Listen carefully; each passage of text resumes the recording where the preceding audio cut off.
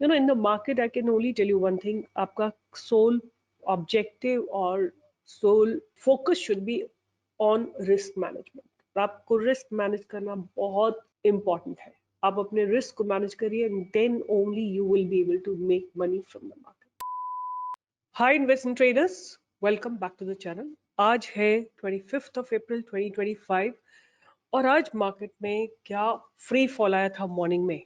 अगर आपने नोटिस किया हो, मार्केट जो था ऑलमोस्ट, देखिए एक चीज मैं आपको कल भी बोली थी, परसों भी बोली थी और आज भी बोल रही हूँ कि जब तक कि मार्केट 24,360 के ऊपर क्लोजिंग नहीं देगा, it will be like this only.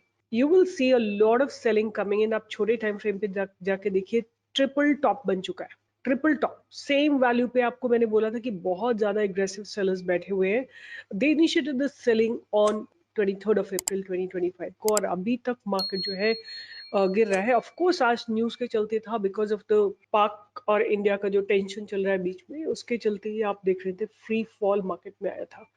But anyway, as I told you कि मुझे आईटी थोड़ा अच्छा लग रहा है। आईटी ने आज कोशिश की अपने आप को होल्ड ऑन करने की, but it could not hold it. Sensex आप कोई भी उठा के देखेंगे, any sector that you will pick up, it had a free fall initially.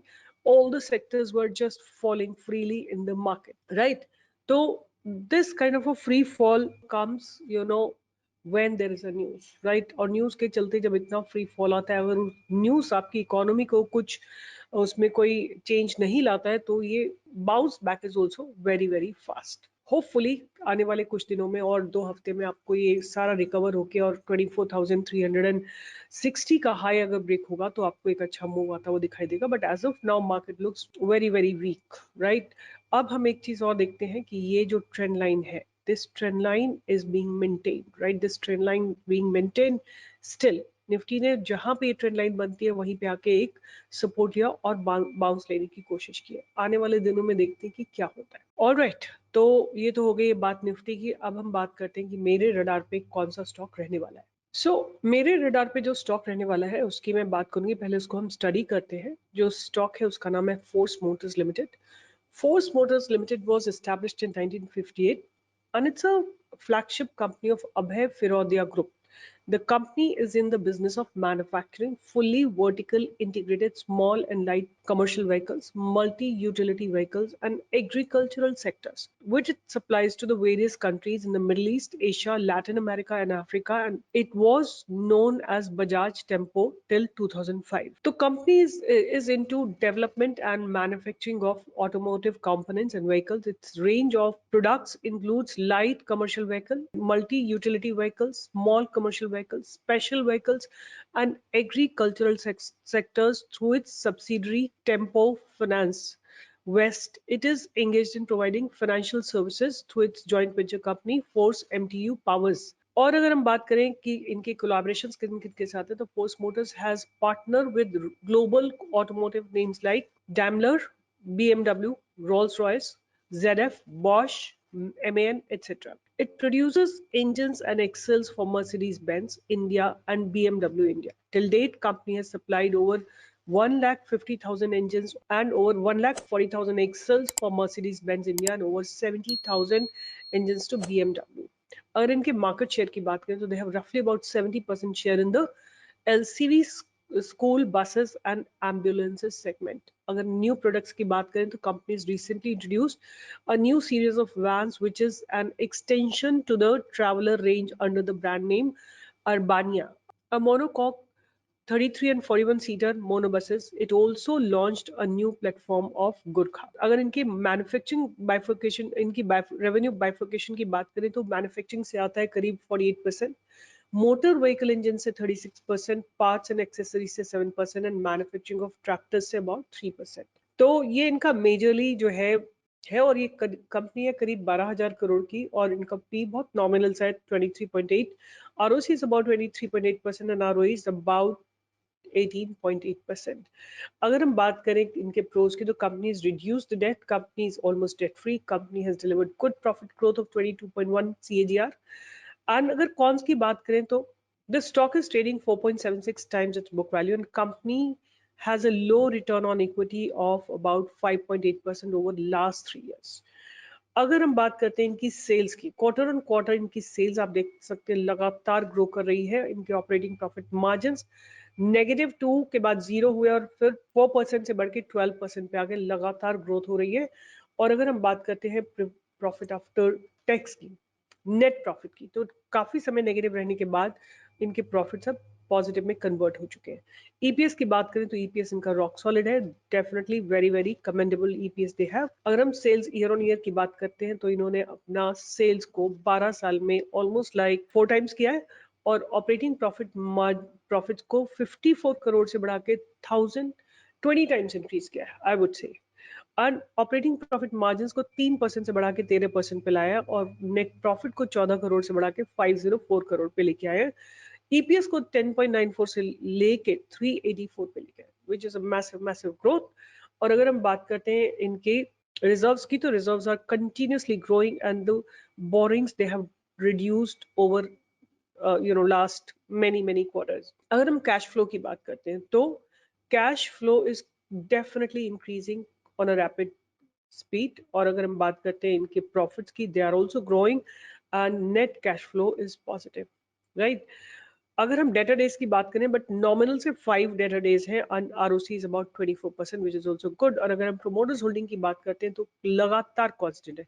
Promoters अपनी होल्डिंग को होल्ड करके रख रहे हैं और एफआईएस ने अपनी होल्डिंग को थोड़ा सा इंक्रीज किया है। अब देखिए, अगर हम एक साल की बात करें तो 6% से बढ़ा के 8.36% पे लेके आए हैं। डीआईएस ने अपनी होल्डिंग को 0.86 से बढ़ा के 1.43% पे लेके आए हैं और पब्लिक ने अपनी होल्डिंग को थोड़ा सा रिड्यूस किया है। तो ये ओवरऑल कंपनी के फंडामेंटल्स मुझे अच्छे लग रहे हैं 100%, there is no doubt about it.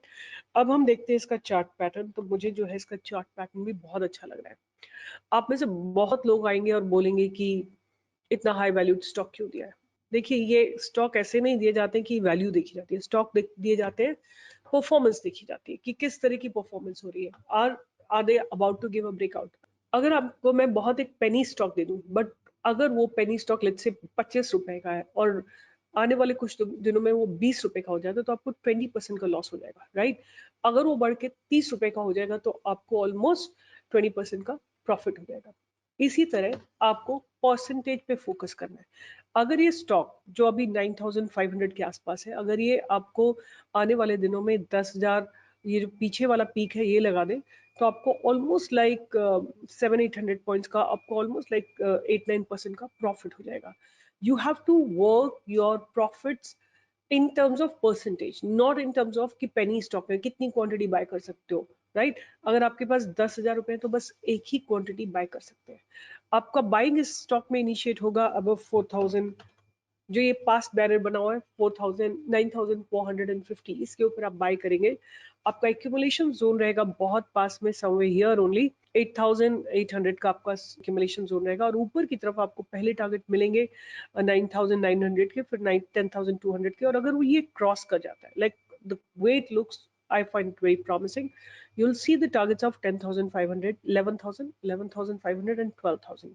आपका टाइम पीरियड कुछ रह सकता है अबाउट 6 मंथ्स का। तो 9,500 से लेके 12,000, रफली अबाउट 2,500 का मूवमेंट आप इसमें देख सकते हैं।